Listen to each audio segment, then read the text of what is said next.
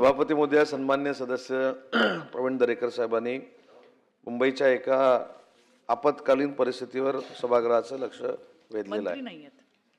या संदर्भामध्ये आपत्कालीन व्यवस्था म्हणजे एखाद्या इमारतीला आग लागल्यानंतर मुंबई महानगरपालिका नक्की काय करते हा देखील त्यांचा प्रश्न आहे। 30 ते 32 मजली इमारतीच्या नंतर आपल्याकडे जी फायर ब्रिगेडची शिडी लागते ते नाही, ही वस्तुस्थिती देखील प्रवीण दरेकर साहेबांनी या ठिकाणी मांडली।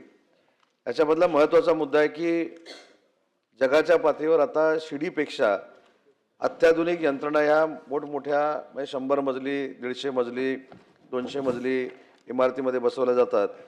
त्याच्यामधला कॅरिडॉर असेल, तिथले दरवाजे असतील, फायर स्टेअरकेस असेल, फायर लिफ्ट असेल, रिफ्यूज एरिया असेल, फायर एस्केप असेल, फायर टॉवर असेल, स्प्रिंकलर असतील, अलार्म असतील, या सगळ्या गोष्टी त्याला बसवल्या जातात आणि म्हणूनच त्याला महानगरपालिकेकडनं किंवा संबंधित यंत्रणेकडनं परवानगी दिली जाते। परंतु मुंबई अग्निशमन दलाकडनं सदर इमारतींना अग्निप्रतिबंधक उपाययोजना करत असताना सुरुवातीला तात्पुरती अग्निशमन सुरक्षा मान्यता दिली जाते। त्याच्यानंतर वास्तुविराम आर्किटेक्टने पूर्ण इमारत बांधकामाचा प्रस्ताव दिल्यानंतर सगळ्या फायर सेफ्टी त्याच्यामध्ये इन्क्लूड आहेत का याचा सर्वे महानगरपालिकेकडनं आणि अग्निशमन दलाकडनं केला जातो आणि त्याच्यानंतरच या संपूर्ण इमारतीची परवानगी दिली जाते।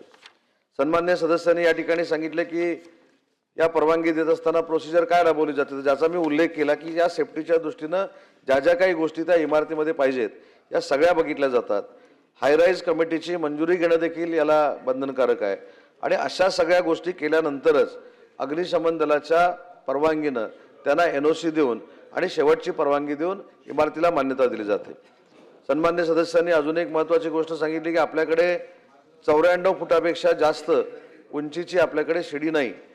हे वस्तुस्थिती खरी आहे, परंतु ही देखील वस्तुस्थिती जाणून घेतली पाहिजे की आपण दुबई शहरामध्ये जर गेलो किंवा सिंगापूर शहरामध्ये गेलो तर अशी कुठची यंत्रणा शिड्यांची ही त्या ठिकाणी प्रचलित नाही। तिथं देखील फायर सेफ्टीच्या दृष्टीनं या गोष्टी केल्या जातात ज्या मुंबईमध्ये केल्या जातात।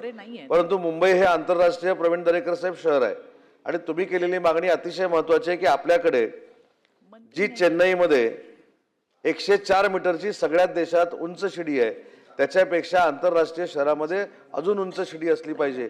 हे जे तुमचं म्हणणं आहे हे सरकारच्या निमित्तानं महानगरपालिकेला सांगितलं जाईल, तसे निर्देश दिले जातील आणि चेन्नईपेक्षा चांगल्या टेक्नॉलॉजीची शिडी देशातली सगळ्यात उंच शिडी ही मुंबईमध्ये करण्याचा आमचा प्रयत्न राहील आणि तसे निर्देश मुंबई महानगरपालिकेला दिले जातील।